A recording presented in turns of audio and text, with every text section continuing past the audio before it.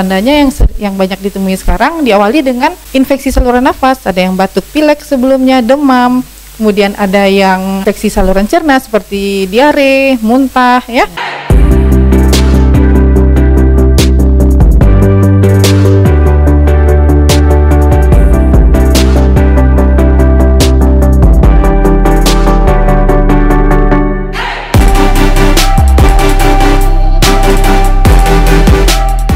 Assalamualaikum warahmatullahi wabarakatuh. Selamat sore pemirsa RSAM TV, TV Kesehatan Sumatera Barat.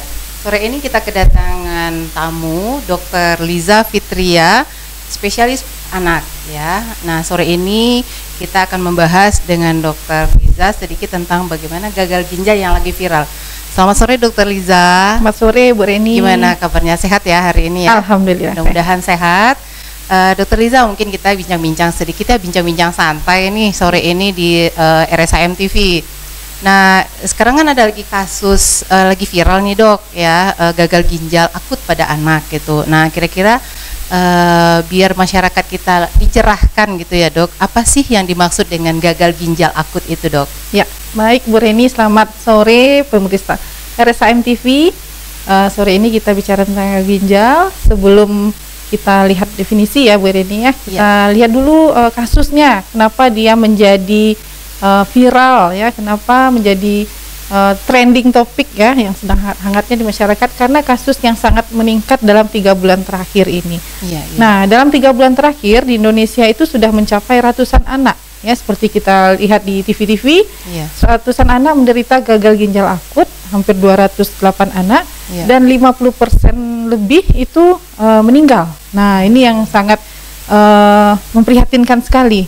Angka kematiannya cukup tinggi ya. Di Sumatera Barat juga udah banyak ya dok kasusnya ya dok? Iya, untuk Sumatera Barat data terakhir kita ketahui sekitar 20-an ya, Ren, 20 kasus. Yang meninggal ada 12 orang.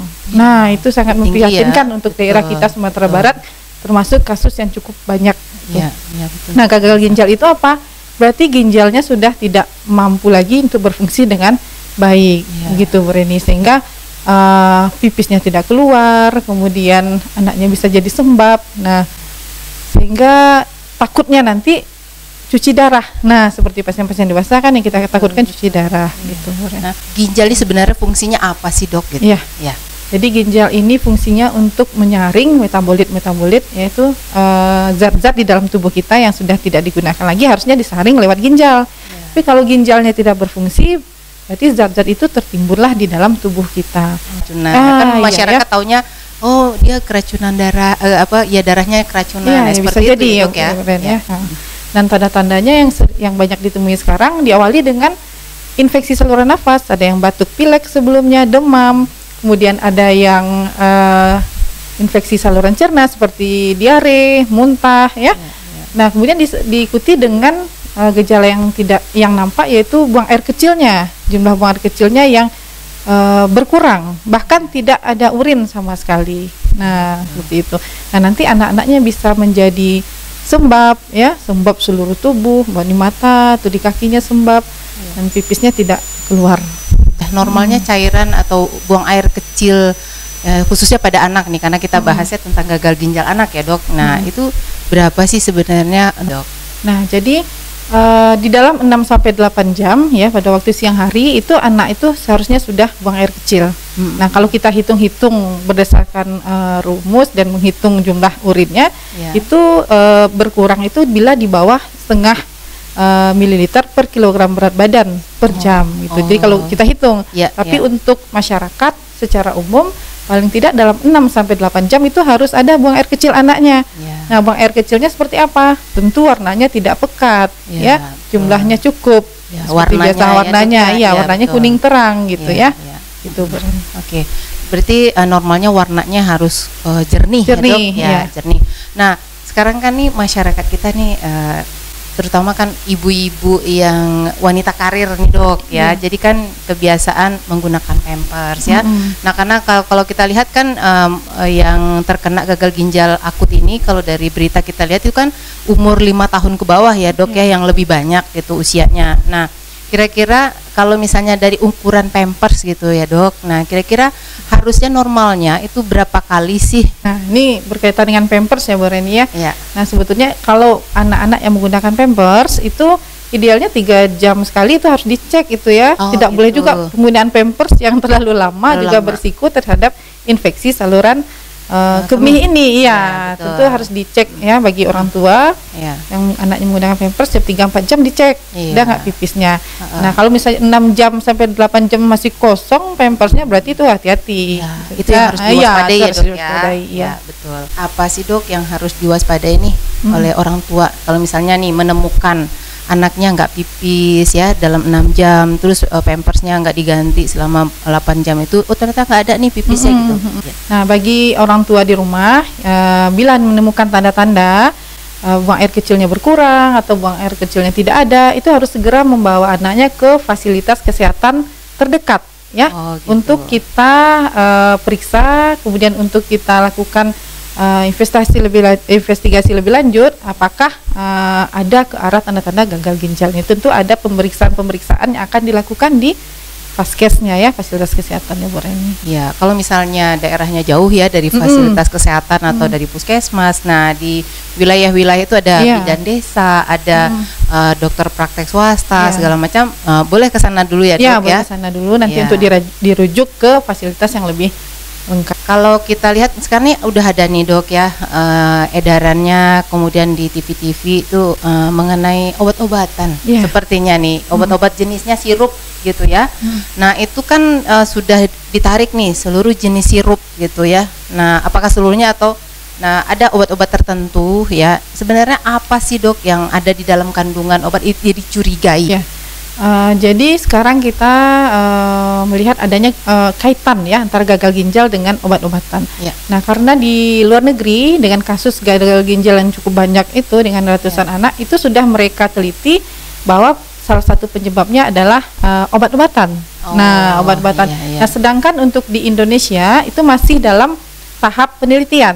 Nah tapi himbauan dari Kementerian Kesehatan untuk mewaspadai terjadinya gangguan ginjal ini karena obat-obatan, dikeluarkanlah edaran untuk menghentikan sementara bagi tenaga kesehatan meresepkan obat-obatan dalam bentuk sirup ya. Kenapa? Karena di dalam sirup itu yang dicurigai adalah adanya zat etilen glikol namanya Bu Reni. Etilen glikol atau di etilen glikol ini yang bisa berpotensi menyebabkan gangguan ginjal. Jadi bukannya ditarik semua atau di stop, tapi dihimbau untuk menghentikan sementara penggunaan obat-obatan ini sampai selesai penelitiannya. Nah, yang baru-baru ini kita lihat sudah ada ya 5 ya, sudah diumumkan 5 obat itu mengandung zat etilen glikol yang ambangnya berlebihan. Nah, jadi obat-obatan ini kan ada standarnya ya Bu Ren ya, mengandung zat tertentu tapi ada batasannya. Nah, obat-obatan yang sudah keluar ini yang baru keluar itu ambangnya melebihi. Nah, sedangkan obat-obatan yang lain masih dalam penelitian. Ya. Cukup jelas ya pemirsa RSAM TV penjelasan dari Dr. Liza tadi ya. Cuma mungkin gini dok, sedikit Dr. Liza menghimbau kepada masyarakat kita untuk lebih waspada gitu ya, karena apa, tingginya kasus akibat pemakaian obat yang tidak sesuai dengan aturan dan tidak diresepkan oleh dokter. Baik Bu Rini dan pemirsa RSAM TV, sesuai dengan imbauan Ikatan Dokter Anak Indonesia bagi tenaga kesehatan dan ada bagi masyarakat ya. Bagi tenaga kesehatan untuk sementara waktu tidak meresepkan dulu obat-obatan yang bersifat sirup sampai hasil yang dikeluarkan oleh Kemenkes nanti apakah obatnya aman atau tidak. Kemudian tentu bagi masyarakat satu lagi, bagi obat-obat yang sedianya hanya sirup, nah yang tidak bisa dalam bentuk puyer, harus dikonsultasikan ke dokter spesialis anaknya gitu ya. Nah bagi masyarakat untuk tidak membeli obat bebas dulu ya, tidak membeli obat bebas dulu, konsultasi dengan dokternya. Bila ada membutuhkan obat-obatan tentu harus dengan resep dokter. Nah ini sebagai pelajaran juga bagi masyarakat untuk tidak membeli obat secara bebas. Nah karena obat-obatan itu memang harus sesuai dengan dosisnya, sesuai dengan indikasinya. Jadi umurnya, indikasi berat badan. Jadi ini yang akan kita hindari ya, supaya anak-anak kita tetap sehat dan terhindar dari gangguan gagal ginjal ini, Bu Reni. Oke, cukup jelas ya pemirsa RSAM TV, apa tadi yang dijelaskan oleh Dokter Liza.